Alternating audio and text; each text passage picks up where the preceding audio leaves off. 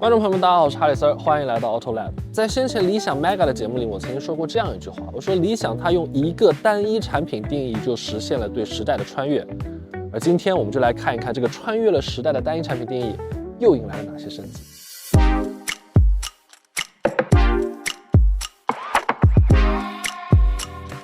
看到这颗小激光雷达没有？这就意味着我眼前这台车是理想 L9 2025款智能焕新版。对于全系车型来说，这基本就是你外观区分新老款车型的唯一标准了。而对于旗舰车型的 L9 来说呢，它还会有一个亚金色的金属饰条，这样看起来会显得更加的尊贵一些。更重要的一点，现在从 L6 到 L9， 从 Pro 到 Ultra， 理想 L 系列的全系车型将全部标配激光雷达。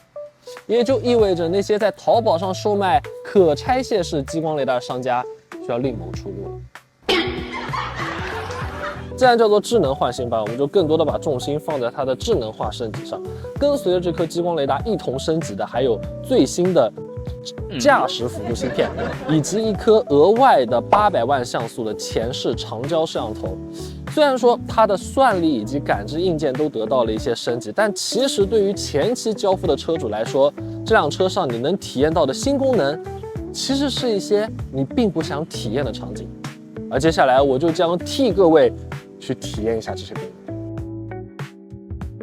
我们去完成刹停，好，已经介入了，好，开始刹车了，好，集中把车稳稳的在这儿。请松开加速踏板。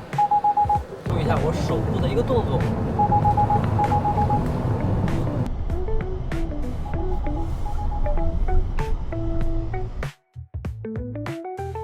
为什么说这些功能是大家不想体验的功能呢？因为这些功能是主动安全啊！我已经替大家去体验过了，刚才分别是有紧急制动、紧急避障、ALCC 状态下的紧急变线，以及集体车辆的交替紧急避障。而且更难能可贵的是，刚才这所有的项目都是在120的时速下去完成的，所以已经替大家舍命体验过了。在这些极限安全工况下，这辆车的安全性是可以得到保障的。当然，驾驶辅助硬件的升级所带来体验上的变化，并不只是在主动安全上，在之后NOA 功能也会有比较明显的一个升级。现阶段它所使用的软件模型是端到端加上 VLM 的一个组合，其实对于现在大环境来说，这已经是一套效率非常高的驾驶辅助系统了。但是在今年的8月份，大概是这个时候，它会 OTA 一个 VLA 的版本。听到这几个词啊，屏幕前的各位是不是已经有点一头雾水？那我简单的来翻译一下它到底是什么意思。最早的智驾是规控，它就像是一个 NPC， 这个程序给它写好该干什么，它就只能干这些事情。而到了后面的端到端呢，它有了自主的意识，它就像是一个新手司机，你需要喂给它一些数据，它才会知道怎么去开车。那么后面我们提到这个 VLM， 它叫做 Vision Language Model， 是一个视觉语言模型，它就相当于是一个副驾坐在这里是个教练，他把看到的所有的信息告诉这个新手司机，你应该怎么样去操作。而最后的这个 VLA，它就相当于是这个坐在副驾的教练直接坐在了主驾上，他所有的这些无论是视觉看到的信息，还是他本身就学习到的一些驾驶行为，都可以由这一套软件来完成输出。理想其实对于他们这一套功能的翻译会显得更加的直接一点，它的名字叫做司机 agent。真正意义上的 L5级别自动驾驶就相当于是现在的出租车，就是一个人在正常的帮你开车，而理想就已经在向着这个模型去做出他们的一些想法。当前这个司机 agent 的功能可以实现，比如说代客泊车，然后你在园区里面叫做漫游的状态下，你可以告诉这辆车你应该怎么开，甚至在之后 NOA 的状态下，你可以说我不要走这条车道，我觉得现在速度太快了，要慢一点。这一系列你可以用真正意义上人机互驾的方式去和这套智驾去沟通，这是这个司机 agent 功能未来想要去达到的一个目的。而现阶段呢，我们这方面的体验只能在一个封闭园区里面来完成，而到了之后，它也可以把这一系列功能给推广到就是开放道路上的 NOA 体验，也就意味着它实现了一个语言上的人机互驾。你是用语言告诉这辆车你现在要去干什么，我觉得这个车速太快了，你不要走这条车道，待会前面要转弯，你早点往那儿并。你用这样的方式去和这一套驾驶辅助系统去沟通，让它实现一个更加符合你的预期的一个行驶路径和一个行驶的方式。理想同学，左转。好的，左转。他会倒车然后去刚才那个左转的地方吗？应该不至于吧。先别说话。理想同学，来了。在这个地方掉头。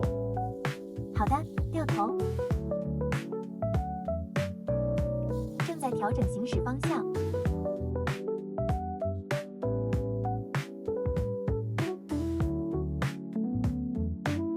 前面提到的所有升级呢，其实是针对全系车型，而作为旗舰 L9还是有一些专属的升级，而这就是我们这个环节要体验的一个内容，叫做双枪双阀空悬。但是双阀究竟是什么？我简单来给大家解释一下。作为常规的 CDC， 也就是可变阻尼这个系统来说，它的拉伸和压缩，其实在那一个瞬间用的是同一套阻尼，因为它没有办法分开调节。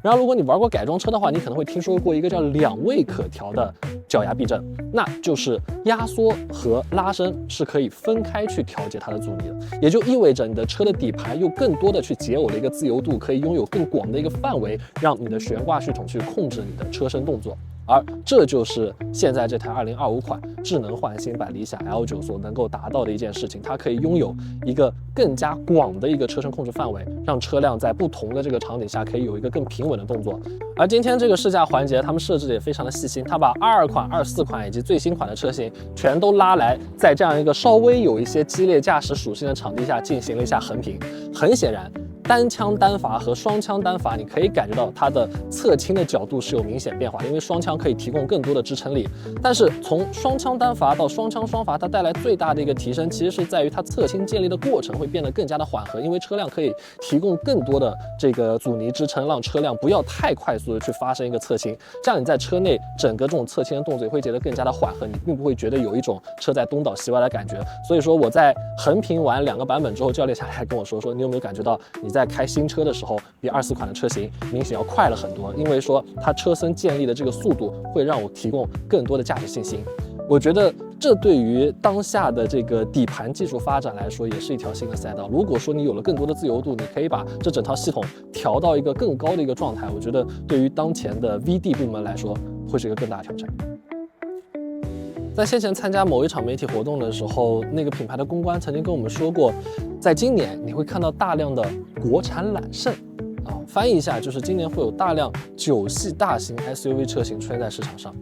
然而我们往回倒个3年，你会发现其实这个产品定义的起点就是我身后的这一台理想 L9，